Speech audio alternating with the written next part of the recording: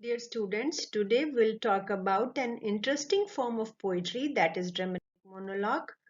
Dramatic monologue is a form of poetry which was invented in Victorian period by the famous poet Robert Browning. And as I have told you earlier, the interesting thing about it is that there is an intermingling of drama and poetry.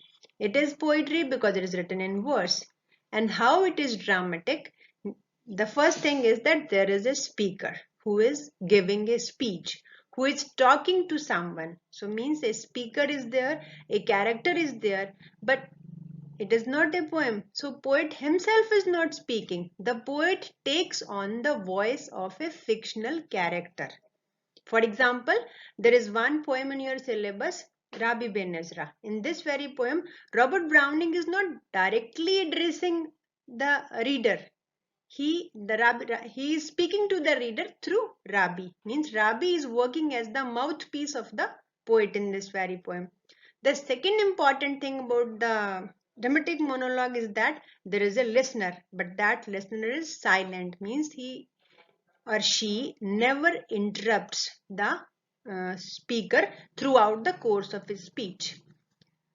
And as the very term, the very word monologue itself makes it clear. Mono means one, and log means a discourse, a speech, means a single person's speech, a single person's conversation is to be categorized as a monologue. And the first term in this very word is dramatic. Means monologue is single person speech, and dramatic means that very person is giving expression to some critical moment of his life, because all drama is there just because of some conflict, some action is there, some conflict is there, some contrast is there, some mental dilemma is there. Only then action will take place, and only then something dramatic will happen. So, just to summarize the elements of drama in a dramatic monologue, number one, there is a speech, a narration, a speech delivery is there. Secondly, there is an imaginary character. Then third, the dramatic setting. So here dramatic setting is not in terms of some physical setting, means a stage is not there where some action is going to be played upon. Here setting means the moment, the incident, the event which is going to be captured in that very poem. And the lastly is the dramatic action. Here again the action is not no physical action, only mental action is there. And that mental action is there in the form of mental conflict or emotional drama.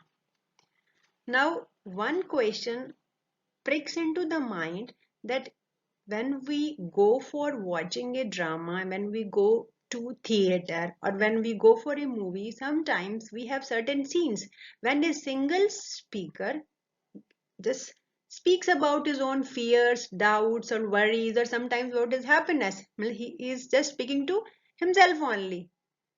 Is it a dramatic monologue? No, it's not a dramatic monologue. It is called soliloquy. Soliloquy is a dramatic device, and dramatic monologue is a form of poetry. Then there is another term, aside. Aside is also there in dramas and movies, when sometimes soliloquy is there without any listener. And aside, in what happened that some two or three characters are there, and one of the characters speaks something, just speaking, putting hand in on his or her mouth. That is called aside, means the short comments. Then the thirdly, there is interior monologues. Interior monologue is also another form of poetry. In this form of poetry, the speaker speaks to himself or herself only. Means that fictional character, that mouthpiece of the poet, speaks to oneself only. No listener is there. So now to conclude, to talk about that why this dramatic monologue was invented, why this form of poetry came into existence. So what was the purpose, or what was the aim of Robert Browning behind inventing such a beautiful, such an interesting form of poetry is that the first thing, that in drama, as I have made it clear to you, that in drama there is action, and the action helps in just going deeper into something, just to explore something meticulously, I should say. So in a dramatic monologue, what happens when the speaker speaks about his doubts, fears, his mental conflicts? Just unintentionally, he just opens up his or her mind. And so in this way, dramatic monologues are designed or written with a focus on the temperament and character of the dramatic speaker. In this way, the dramatic monologue presents the psychoanalysis of the character who is speaking.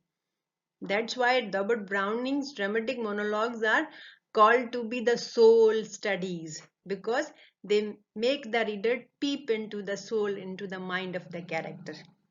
And some of the famous examples of dramatic monologue are as written by Robert Browning. One is My Last Duchess, another is Rabi Ben Ezra. And Rabi Ben Ezra is there in your syllabus, and Rabi was a renowned scholar. So in some other video, we'll talk about this interesting dramatic monologue, Rabi Ben Ezra. Thank you.